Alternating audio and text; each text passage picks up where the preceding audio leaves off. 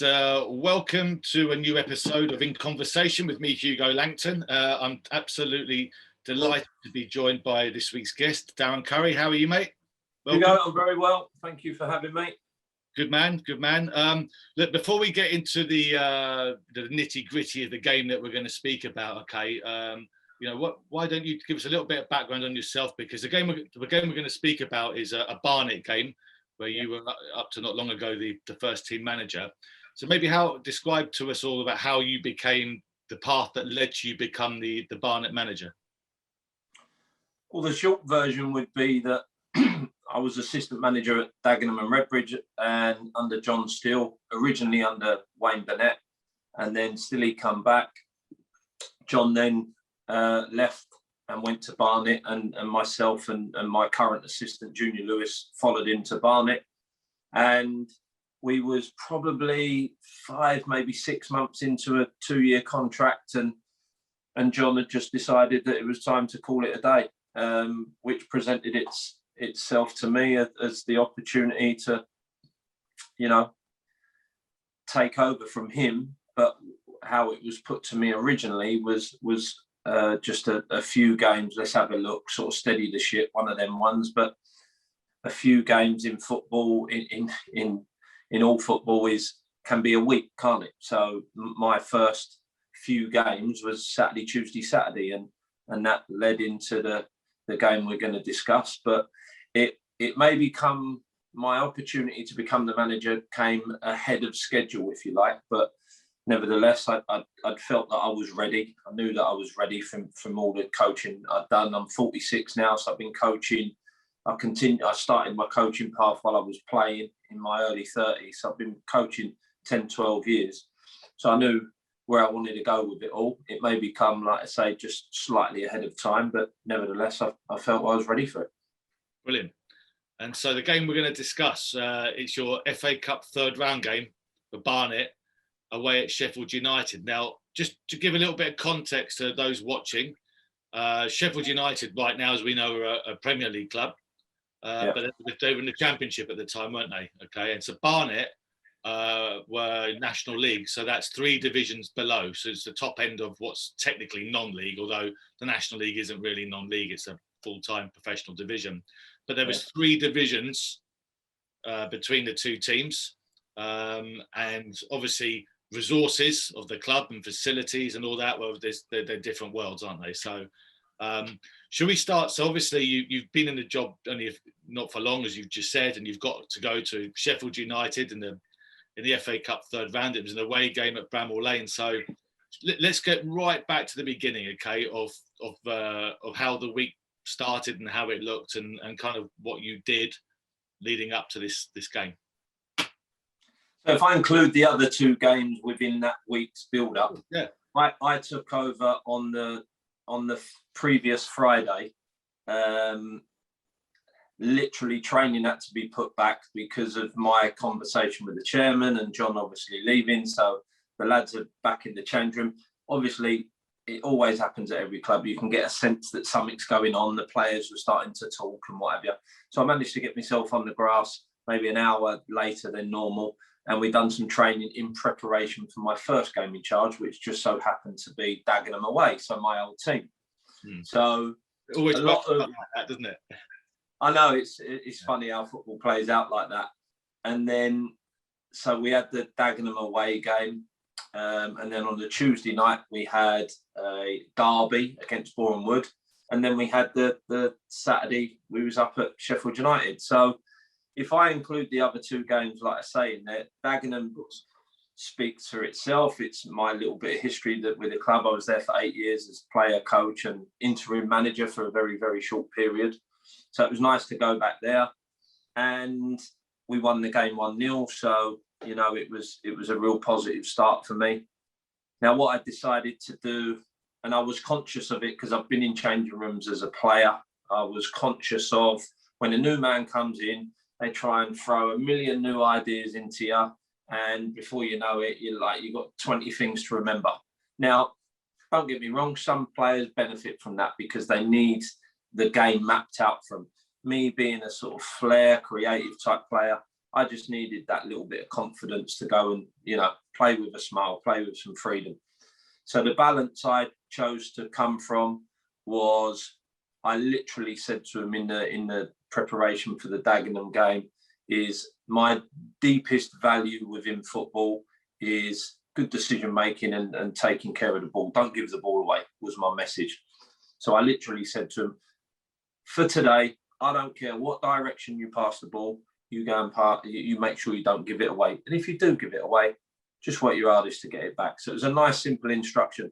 And as it turned out, we played some good stuff on the day and we won the game 1-0. So that took us into Monday, into preparation for Boreham Wood. As some people will be aware, some people call it a second day recovery now.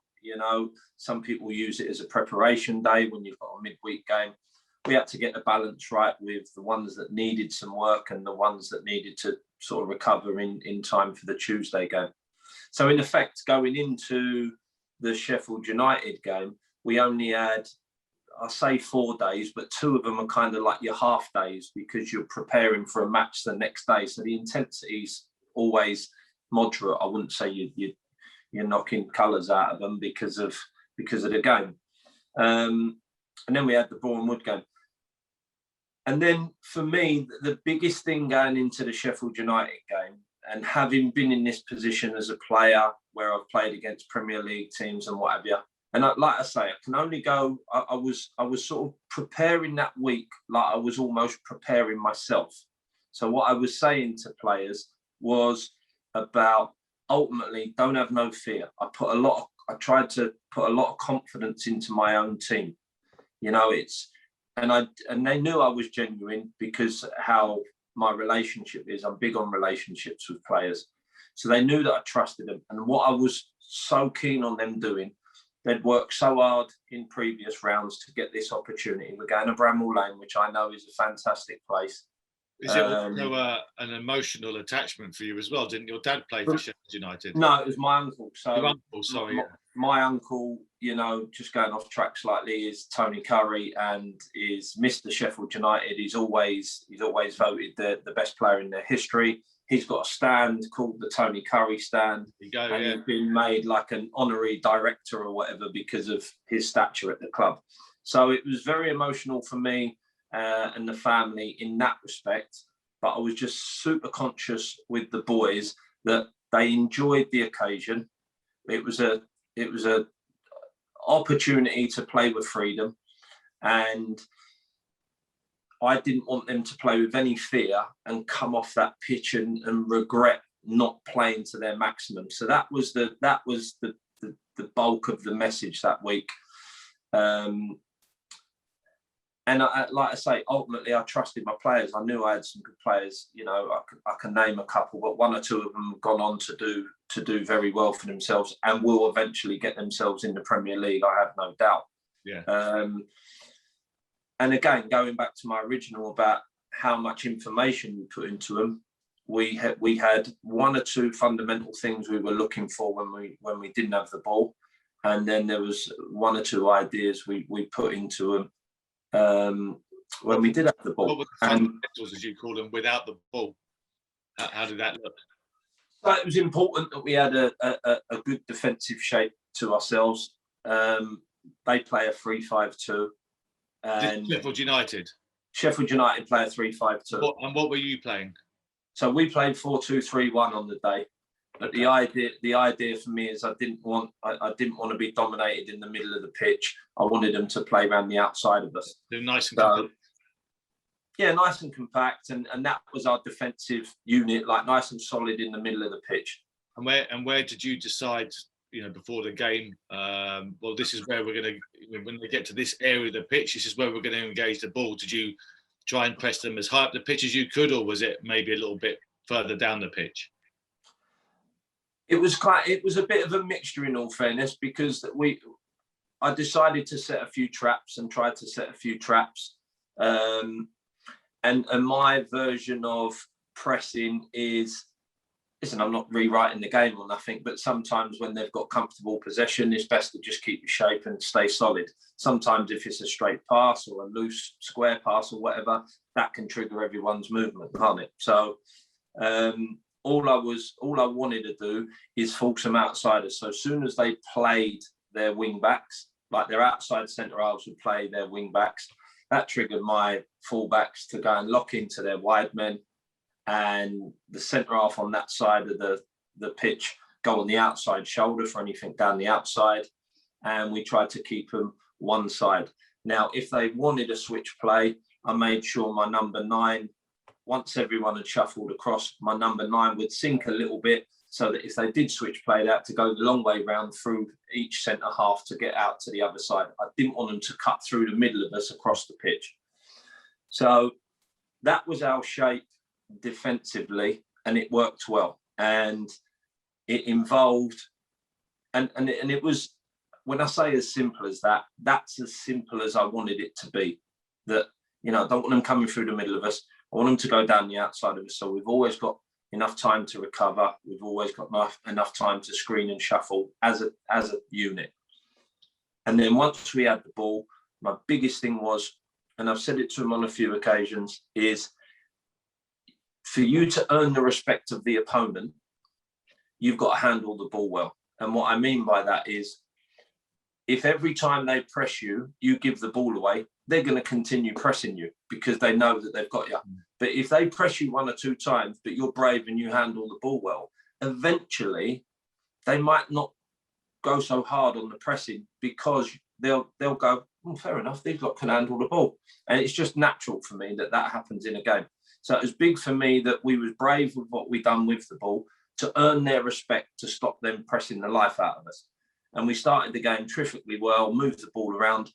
And straight away, not only that, the knock-on effect is the confidence that my own team played with and grew in, and then the respect you gain from the opponent. And as soon as we started to handle the ball how we did, it allowed us to go from our defensive shape of a 4-2-3-1 to take us up into a 4-3-3. So we could get our 7 and 11 on the outsides of their 3 centre halves. And we started to, it was a game. It was a game. We played some good stuff on the day. Really good. So the game, was it played on a Saturday or a Sunday? Good question. Can't remember. I'm sure might have been Sunday. I remember watching this on Match of the Day, that night. I can't remember if it was Saturday or Sunday night. But did you went up the night before and you stayed there, did you? Yeah, went up the night before, which was good. So again, we you've probably done it yourself, H. I'm just interested, so would you train and then travel, or did you travel then train? It's a mixture sometimes. My preference, depending on the distance of the journey, is sometimes I like to break a journey up and train en route. So you might stop. I've stopped off at Sheffield United in the past on the way up to your Carlisles and Hartlepool and what have you. But on this occasion, we trained at the Hive. We had a little bit. Home, just so those watching, the Hive is. The Hive is our home stadium. So we trained there. We had a bite to eat at the Hive, our ground. And then we jumped on the bus and went up the road to Sheffield and stayed overnight. So what would you do the night before then? So you're in the hotel, obviously you've had a dinner. What happened after that? Did you spend time as a group, or did the players go to their rooms, or did you have a team meeting of anything like that, or what did you do? I mean, we have a team meeting. We have a conversation, we have a bite to eat. Lads sometimes want to, listen, you put a curfew on them because 1 or 2 of them might want a bit of fresh air, go for a walk. Some of them play cards, normal stuff really. It was just about, in the meeting, just stressing the importance of getting your rest, getting your sleep, and, looking forward to the game rather than did you talk much about Sheffield United that night or not? No, not really. I'm not like that as a manager. I don't overcook the opponent, because if one of my beliefs is go and play with no fear, I can't then talk about the opponent like we're playing Real Madrid, because then they're going, well, you want me to play with no fear, and you're telling me, you know what I mean? So I don't like to contradict myself. Well, the reason I asked is that obviously I'm aware that a lot of teams, the night before a game in the hotel and an away game, they'll have a team meeting, and I'll just put up some clips, but they might be around set plays. They may have already named the team. They may go, this is your job, and so players can visualize through clips, set plays and things like that. Is that something that you would have done, or again? No, I don't.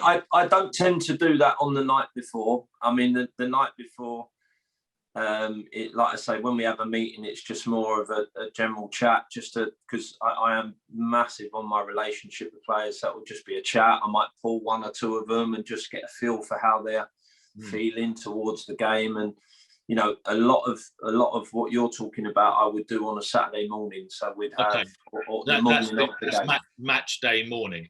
So we might have breakfast, we might have some pre-match food at around 11:15, let's say, and then just before we go and get on the bus, I'd have half hour in a room where I go. You might go through potential team that you're playing against, strengths and weaknesses, set pieces, normal stuff, and then I tend to start with the opponent, and then I finish on some good stuff about us, like in recent games, some good play. So it's a feel-good factor, so that they walk out of there. Good thinking. Thinking. Right, I'm ready to play. Well, you're walking out of there going, right, I'm up against so and so. I know what he does, right, and then Gaffer's just shown me a couple of clips of goals, or some good play from last week, and so we're walking out there going, right, I'm fully aware of what I'm up against, but I can't wait to get out there. I can't wait. Do you know what I mean? So for a game like that, it was so important to me that they walked off of that pitch, and no one ever likes walking off a pitch thinking, God, I didn't play to my best. I could have done better and what have you. So in that respect, it was so important to me. I took the fear out of them. And my God, it was for some of them, will be the best game they've played in, or the biggest game. What was it like then when you arrived at Bramall Lane? Because, I'm aware, obviously, that sometimes when you have a game of this magnitude for your players, that they go into a big stadium that's potentially got a lot of people in it and stuff, and some of them may, they get there, they get off the bus and they go and look out onto the pitch, and so people describe, for example, when they go to play at Wembley, that when they first walk out there, and if it's match day, it can be a bit of a problem sometimes, that it makes it like a day trip. Wow, I'm at Wembley, or wow, I'm at Bramall Lane. Or did you have to deal with that at all? Just a little bit of like, wow, from the players, or was everyone? Yeah, but do you know what, H? I don't take that away from players. Like, some of them, in all fairness, might never get to play in a stadium like that again. You have to. Some of them might go on and that be the norm for them. So I didn't want to take away their moment. So we planned to get there a little bit early so they could do their little bit of sightseeing and get familiar with the surroundings. But there was a cut-off point where we go, it's 1:30, we've got a football match to play, and it's a load of grass and a goal at either end. Yeah. And I'm with you lot. I'm backing you lot. Go and enjoy what you're about, the arena you're about to play in, and take it in for what it is. But when you're playing football, you're just on a pitch with your mates. Have it like it. And I tried as hard as I could to make it, to just strip it all back and go, listen, if you play to the best of your ability today, which you are a very good player, this might be the norm for you. So why not embrace it? Do you know what I mean? That's kind of how I drove it that week and that day in particular. So the game starts. Let's talk about the first half. What do you remember? What do I remember? Do you know what? It's crucial, and I know all managers, all coaches, they talk about good starts and positive starts and what have you. And in a game like that in particular, where you're trying to get a feel for you, I mean, Sheffield United what were they, first or second in the Championship at the time?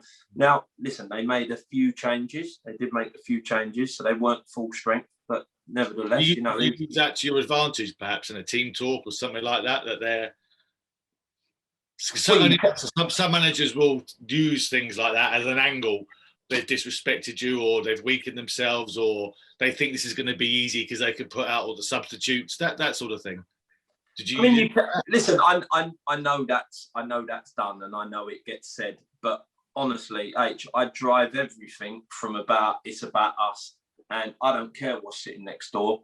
If you do what you're capable of, and listen, you go into a bit more detail, obviously, but if you drive the confidence in your own team, it's always, for me, it's about us. And if we do what we're capable of, it's going to be a bloody hard day for them. Simple as that.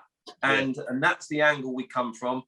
And then, they see the team sheet. They're going to know. They're going to have done their research. I don't need to tell them, they've made 8 changes. I just say, look, otherwise you might put that little bit of fear in people. So it was all about us.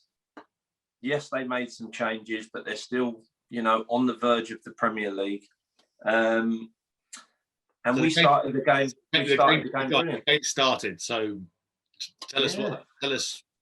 Listen, we started well, and it was crucial. I talked to players about the first decision you've got to make in a game. Make sure it's a good one, because it sets you up. Now, your first decision might be a nice little simple 10-yard pass across a nice greasy surface at Bramall Lane, but it will make you feel good.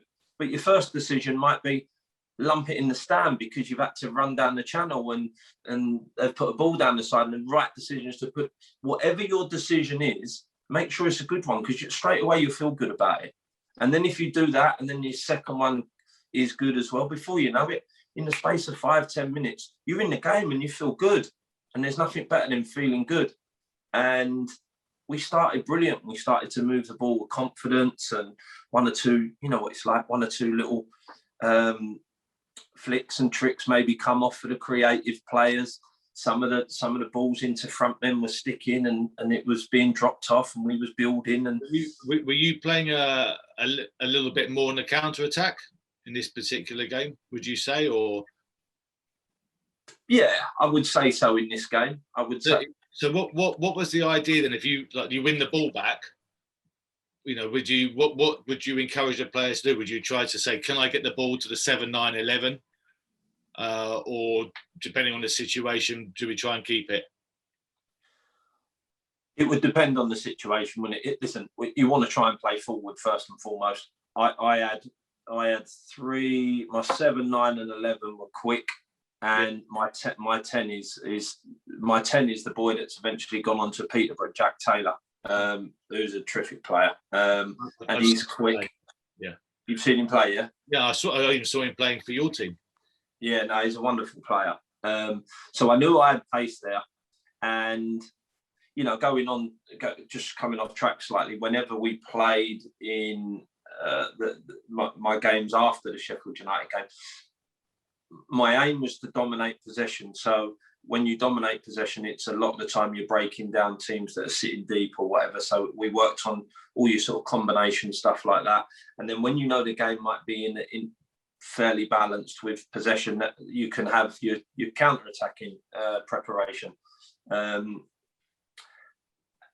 And because I had pace, everyone's scared of pace, ain't they? So we'd set up to obviously protect that middle of the pitch. And then when the ball turned over, first and foremost was don't give it away. Now, if that means you have to play backwards, you have to play forwards, you have to go back to the keeper and start again, so be it. But you need to get because you're going to have to do a lot of work without the ball today.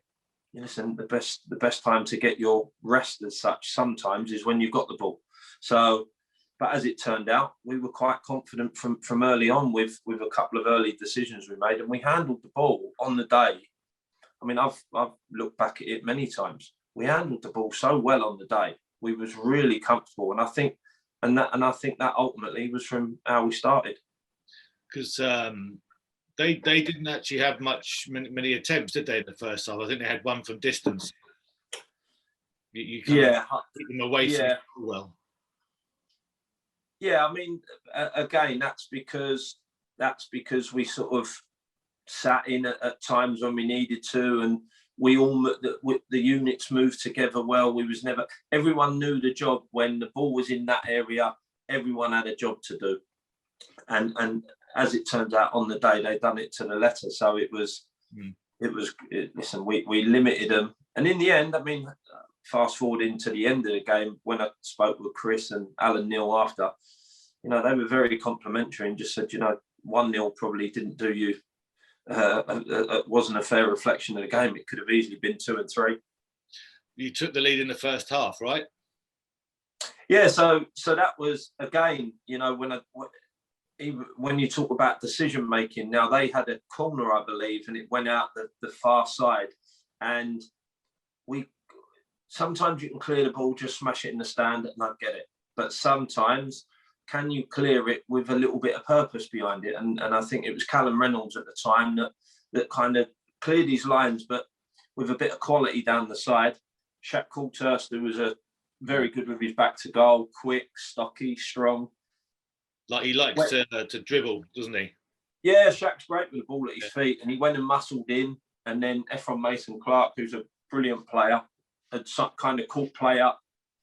Shaq had got hold of it, done brilliantly well, and then had the awareness about him to sort of play a little reverse pass inside. And Ephron's first touch, which is, I'm big on, like your first touch, it decides what happens, doesn't it? So his first touch was fantastic. Encouraged the tackle from behind, and we got the penalty. And then it was a very, very clear penalty as well, by the way. Oh yeah, without a doubt. But it was all down to Ephron's touch, because he kept the ball safe when he controlled it, and it encouraged the lad to do a last ditch tackle, and then obviously pulled him down. But then Shaq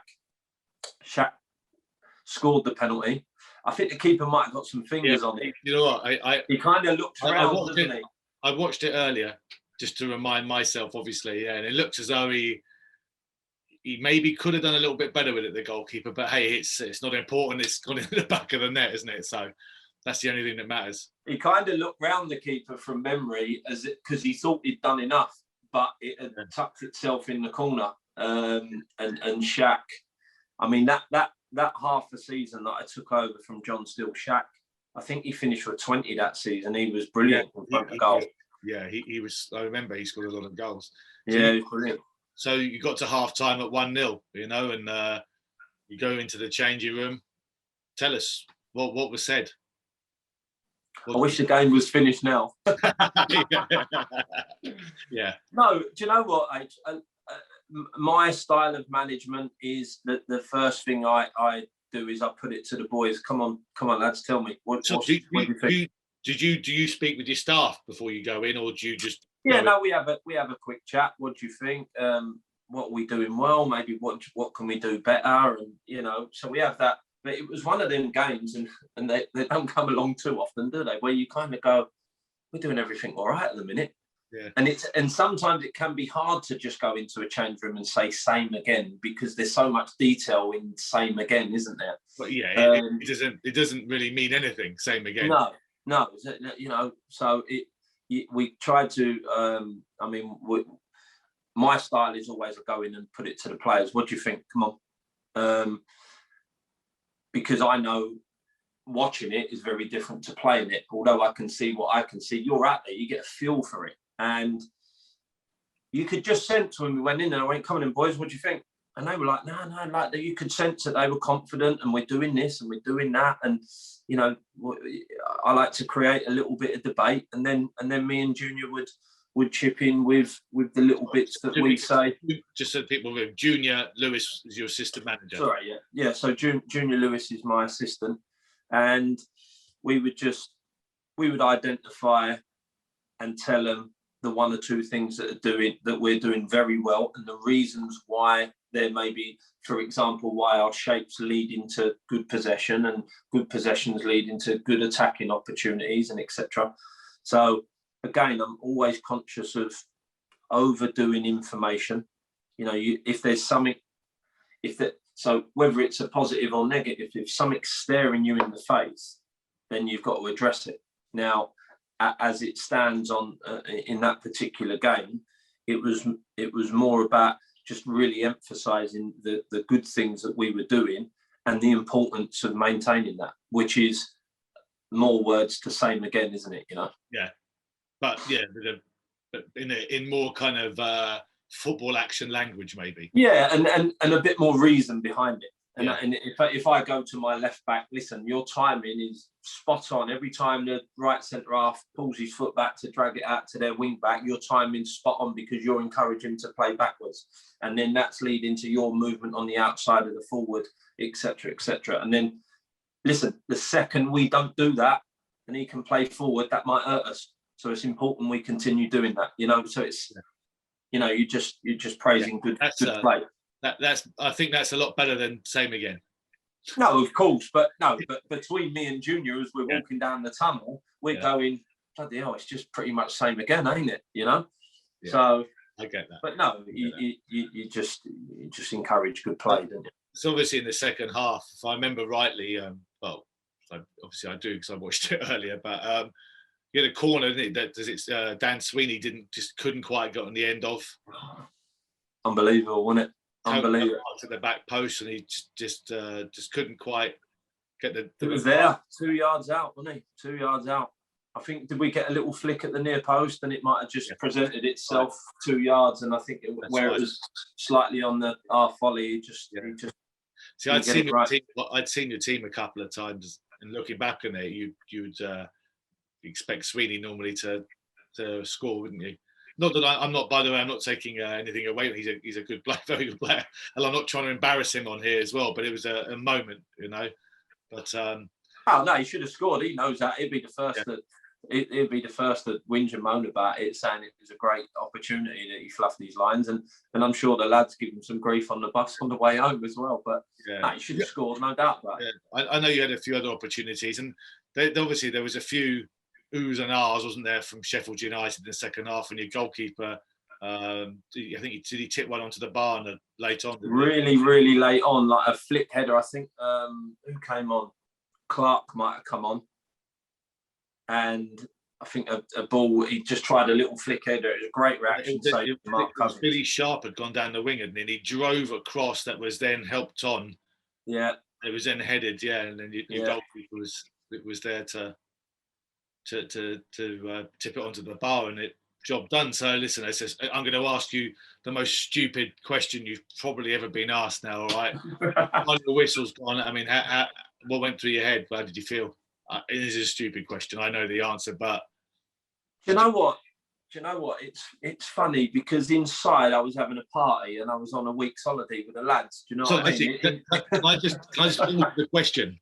Right. Sorry, I'm going to alter my question slightly. Go ahead. You know, the fourth officials put up the board. How many minutes were left? Let's say it was 3. It would have felt like 3 hours. It's the longest 3 minutes of your life, and then the whistle goes. Yeah, and, it's elation. Do you know what I did do, H, in the second half? And you probably know this from your experiences in the dugout. You know, where you're constantly like sort of shouting, whether trying to get information onto the pitch. I was drinking so much water. After I'm sure it was about 75 minutes, I was busting for the loo. So I went in and went to the toilet. And Junior turned around to me and he's going, "Where are you going?" I said, "I've got to go loo you. I can't wait till the end of the game." Yeah. So I actually went into the toilet, and I remember standing there and just having a moment and going, just relax, like just be calm, like, because there's only so much you could. I'm not going to be one of these stand on the sideline and I'm going berserk. So I just took a moment. But you can't, if you're asking your players to be calm, you can't be chaotic on the side. Of course, they've got to reflect you, haven't they? Yeah. So I just thought, just stay calm, and I done what I needed to do, and then I just went back out, and then when obviously, like you say, with the final whistle, inside I was going berserk. I was having a party, but Junior grabbed me, and Junior's a big, strong boy, and he grabbed me, and he can hurt you sometimes, and he grabbed hold of me, and I said, "Junior, I'm going to stay calm." I remember saying to him, "I'm going to stay calm," because I wanted to be respectful, because I think the world of Chrissy Wilder and the job that he's doing, and it's my uncle's club. I didn't want to act like a bloody maniac on the sideline. Yeah. So I wanted to be calm and respectful. So I just sort of enjoyed that moment. And then I remember going onto the pitch, and I made sure every member of my staff enjoyed the moment, because I think we had about 1,000 fans behind the goal. So I made sure everyone come up and enjoyed the moment with the fans, and the players were were dancing around. The moments you'll never forget. Listen, I mean, it's my best moment as a manager. There's no doubt about it, because the emotional attachment with the family and the size of the game, and the fact that I was dead proud of the boys, how they played. I think you'd also probably understood at that moment that you might have got the job on a longer term basis, right? Well, yeah, but probably one of the bits I missed in terms of the build up, telling you, is obviously it was a big fixture and it was making a lot of headlines. So there was a lot of interviews. The players were enjoying the limelight.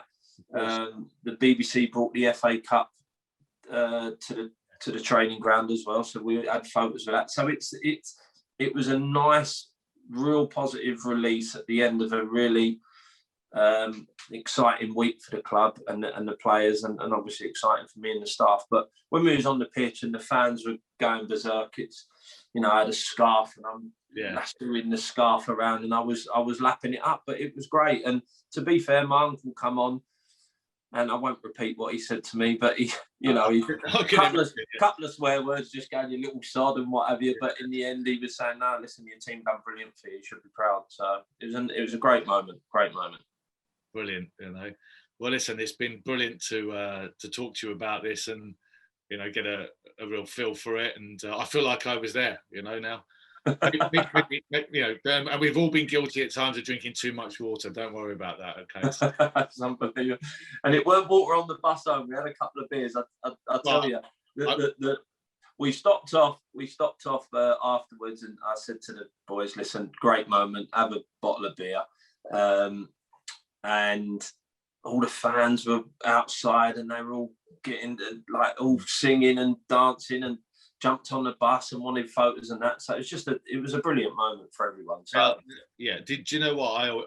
They're the best moments, aren't they? When you do something and you just see so much happiness on all the people, the supporters and stuff in there, and what it means to them as well. It's an unbelievable feeling, isn't it?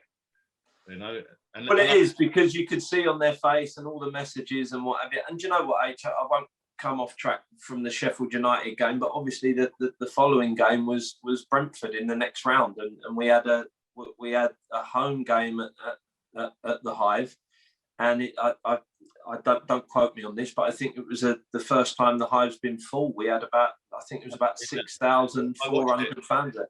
Yeah, I watched it on TV. And the confidence from the Sheffield United game, I'm telling you now, the players were going into that game thinking they're going to win. So I was in the end having to sort of put a blanket on it a little bit and going, "Listen, this is a different game. It's going to be tough." But they were proper thinking, and it was a game. I mean, what an experience that was. But Sheffield United speaks for itself personally because of the family connection there. But also, you made national headlines, and if you're the first game or match of the day, that speaks volumes in itself as well, doesn't it? So I maybe should have called it a day then, shouldn't I? Just had that 1 week and left it there. Yeah, I'm done now. Yeah, I'm going to go walk my dog now. So, but listen, Darren, thank you so much for talking to me and sharing this experience. And I really hope that the people that watch this, I imagine a lot of Barnet fans might watch this and enjoy listening to the story again, but also coaches and managers to just understand, what you did and why you did it. And listen, you got a terrific win. So listen, thank you so much, mate, for coming on. No, I really appreciate you having me. Thank you. No problem.